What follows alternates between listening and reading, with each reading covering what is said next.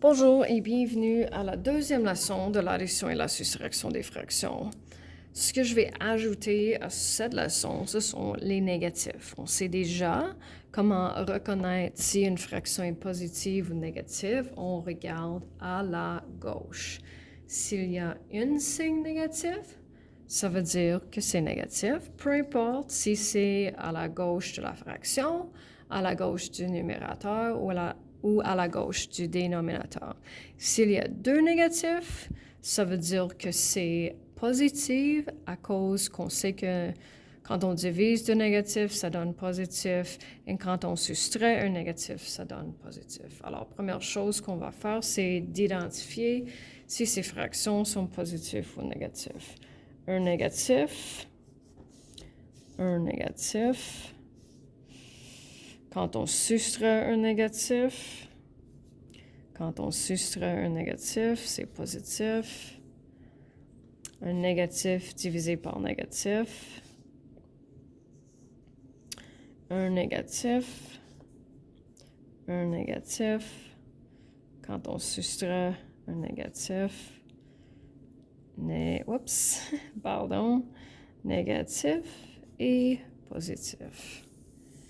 Alors, les questions n'ont pas changé beaucoup et les étapes sont les mêmes que la dernière leçon. Alors, ça dit addition ou soustrait. N'oublie pas de montrer l'étape où les fractions changent, un dénominateur commun. Laisse les réponses finales en forme propre ou impropre simplifiée. Alors, première chose, on change les fractions à l'impropre si possible.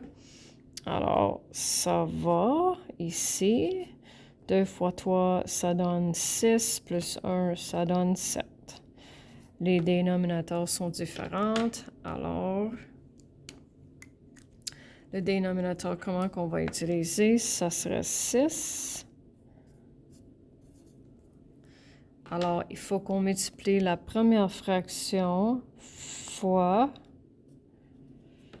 3 sur 3 et la deuxième fraction par...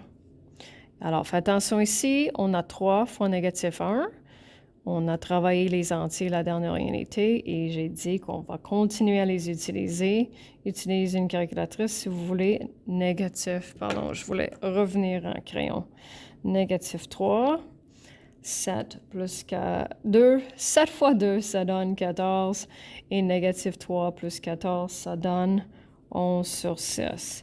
Déjà simplifié. Forme impropre. Alors, on a fini. Deuxième exemple, on a deux fractions négatives. Alors, dénominateur commun, 30.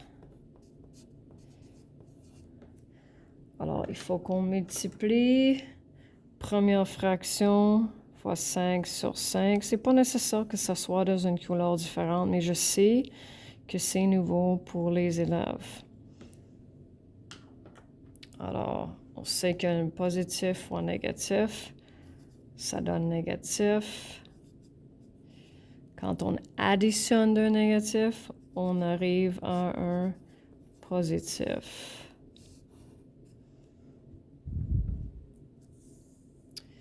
Troisième. Alors, cette fois-ci, il faut qu'on... Ça, c'est négatif. Alors, vous avez plusieurs options, mais je pense en général, ça fonctionne mieux si on reconnaît que quand on soustrait un négatif, c'est la même que l'addition. Alors, on va réécrire la question. De cette façon, ça serait un peu plus... C'est un peu plus simple que ça. Alors, dénominateur commun, c'est 28. Cette fois-ci, je vais garder le crayon. Multiplier fois 4 sur 4. 7 sur 7, négatif 8, plus 7, ça donne négatif 1 sur 28.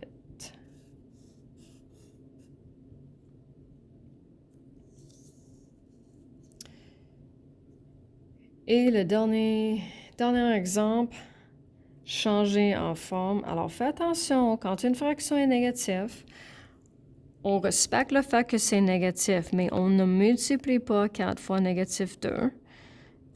4 fois 2, c'est 8, plus 1, c'est 9. Alors, ça serait négatif 9 sur 4. Alors, fais attention à ça. Dénominateur commun, c'est 12. Alors, on va multiplier ça 2 sur 2. Ensuite, 3 sur 3. Négatif 27.